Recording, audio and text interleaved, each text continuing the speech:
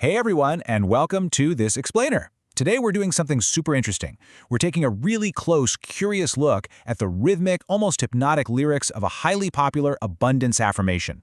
We're going to break down the exact words and phrases used in the track Money Loves Me by Alchemist Harmony just to see exactly how it attempts to rewire a listener's mindset. So if you've ever wondered how affirmations are actually structured, like how they try to shift your perspective from a mindset of lack to a mindset of absolute abundance, well, you are in the exact right place. Let's get into it. Okay, let's just jump right in with this massive, honestly kind of provocative claim that hits us straight out of the gate. Money loves me, money needs me, money wants me. Notice what's happening here. We're not treating wealth as this cold, inanimate object. It's not just a piece of paper, and it's definitely not just a digital number sitting in a bank account. Instead, this text treats wealth as a living entity that actively desires you. It is a remarkably bold statement, right? It immediately grabs your attention and really demands a total shift in how you view resources. All right, moving to Section 1, the core abundance claim, personifying wealth. So let's really think about how this completely flips the traditional script on our relationship with money. Notice how the source doesn't just say, hey, you should desire wealth, or you need to hustle and work incredibly hard for it. No, it applies 3 active verbs directly to money. Loves me, needs me, wants me. Usually we think of ourselves as the ones wanting or needing the cash, right? Like we are the pursuers. But this affirmation, it completely reverses that dynamic. By personifying wealth with these super emotive verbs, it's basically saying that wealth is actively seeking you out. It's absolutely fascinating to see how this acts almost like a psychological trick. It's seemingly designed to completely eliminate the stress and anxiety of the financial chase. Okay, Section 2, becoming a wealth magnet, the identity shift. What's really wild here is how the lyrics are basically demanding a total identity shift from us to make this new reality possible. You can't just passively listen to this. You're being asked to step into a completely different space. Think about it. On one side, we have our standard reality. That's where we chase, we hustle, we grind endlessly against friction just to generate some wealth. But the lyrics explicitly instruct us to adopt something completely different, my reality. The source material literally says, attract prosperity, it's my reality. It's an active claiming of a brand new state of existence. It suggests operating under entirely different rules where prosperity isn't a struggle, it's just the natural environment you live in. So, what exactly is this new identity? Well, the text calls you a magnet. It defines this as a state of being where you are worthy of abundance and you attract wealth with ease, you see? You are not a chaser anymore. You are a gravitational force. You literally pull in wealth just by existing and standing in your worth. And that phrase, with ease, from the lyrics, that is absolutely crucial here.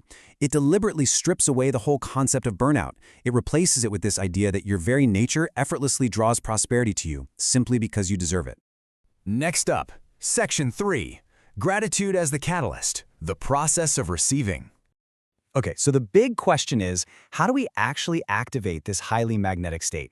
Even within a super poetic affirmation like this, there's a distinct step-by-step internal mechanism working behind the scenes. Step 1, I open the door. You have to consciously allow the process to start.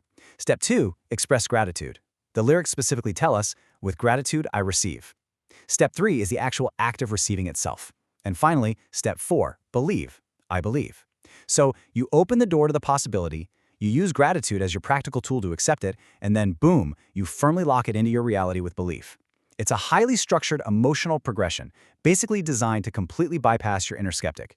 And this whole process? It perfectly explains what the lyrics mean when they say, I am in tune. Being in tune is that necessary emotional alignment achieved through that exact mix of gratitude and belief that allows the money to actually flow. Actually, think of it like an old-school radio dial. If you're stuck on the static frequency of lack and frustration, you're never going to hear the broadcast of abundance. By using gratitude, the affirmation argues that you are tuning your internal frequency to perfectly match the frequency of the wealth that already wants you. All right, final section here. Section 4, endless flow and timing, remapping time.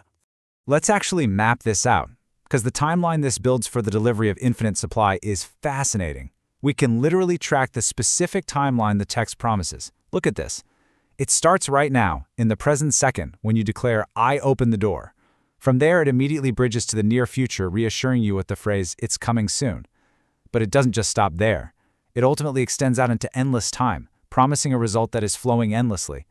So it seamlessly connects this immediate, simple mental action you take right now to what it frames as a permanent, infinite result. Flowing endlessly, more and more. Man, the hypnotic repetition of phrases like flowing endlessly and comes more and more throughout this track, that is absolutely intentional. It really seems deliberately structured to override our brain's natural evolutionary anxiety about running out of resources. Because, this isn't framed as a one-time paycheck. It's not a single lucky transaction. It's presented as a rushing river. By repeating these specific words over and over, the affirmation is actively working to replace your fear of scarcity with the absolute assurance of a continuous, unstoppable current of prosperity. So, we've seen how these lyrics literally try to rewire your reality. They take us from the exhausting, burnout-inducing process of chasing wealth straight into the empowering identity of magnetically attracting it. They use personification, some powerful identity shifting, gratitude as a tool, and a total remapping of time to build this compelling internal world where abundance is just your default setting. Which leaves us with one final, essential question inspired directly by the text itself. Are you ready to open the door? Seriously, think deeply about what it would actually mean for you to let go of the chase and adopt this magnetic reality today. Thank you so much for joining me for this explainer. I really hope it sparks some great ideas for you, and I will see you next time.